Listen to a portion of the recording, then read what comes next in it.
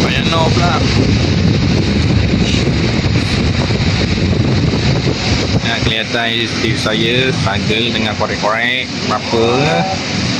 Kita lepas makan nasi asam pedas tapi tak habis, bungkus.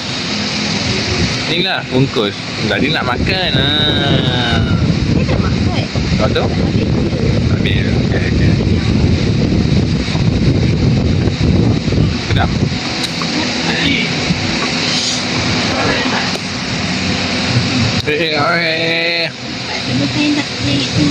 Tengah-tengah. Okey. Nak ambil tak nak ambil. Dua bantai tu muka. Hancur muka dia sekarang. Kan?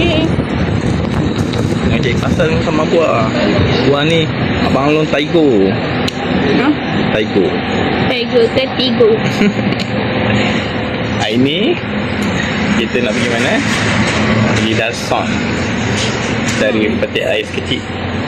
Ais kecil. Kita orang plan nak niaga.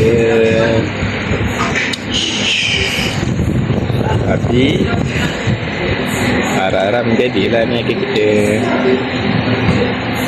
Sebab kita nak nak begitu kan? Tapi tu tasik lah. Habis macam mana ni? Dah datang? Tak dengar. Tak dengar? Okey. Kita akan kat sini. Kita akan kat sini. Kita akan letak scene sayang tidur.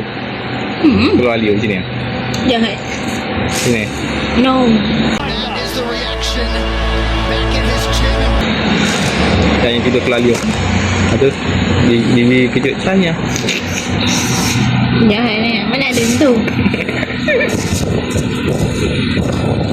Itu sayang ni. Sayang mimpi. Apa dah sayang ni? Ada lagi ke? Ada lagi? Okay.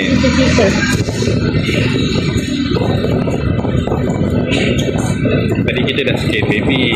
Ingatkan nak lepas ni nak scan detail. Berarti sebabkan dah scan baby, Tak jadi tahu lah kena scan. jadi nak scan 2 kali 3 kali tu macam bahayakan baby. Jadi kita tangguh dulu lah scan kita tu. Mungkin 2 minggu lagi ataupun gaji yang dia ada lagi. Kan? Apa yang makan marah? Takkan nak scan ni. Scan baby. Scan duit kita. Duit kita scan. Kita masih tak tahu Jatina baby lelaki ke perempuan sebab tak nampak. Dia nampak tapi was-was. Was-was. Habis nak macam mana? Babynya ni Doktor apa? pun macam tak tahu lah. Tak tahu betul ke tak. Tak boleh nak bagi kata putus. Tapi doktor boleh bagi satu kata.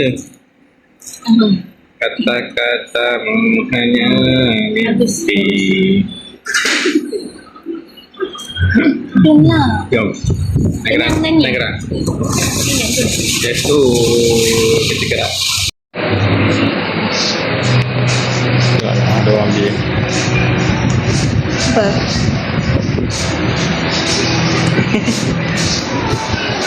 Duduklah kejap. Ya. Nak tak? Kita dah beli peta ais. Betul tak? Ya. Kita dah beli. Kita dah bincang sehabis. Kita bincang baik. Kita ni masa depan untuk kita berniaga. Dia cakap nanti. Kita tahu pula. Betul. Kita kena tahu. Kena tahu. Dia tahu. Yang rahsia kita tahu. Apa tu, dia kata untuk berniaga kan. Kita tak tahu kita berniaga tu berapa. Jadi bolehlah try nanti.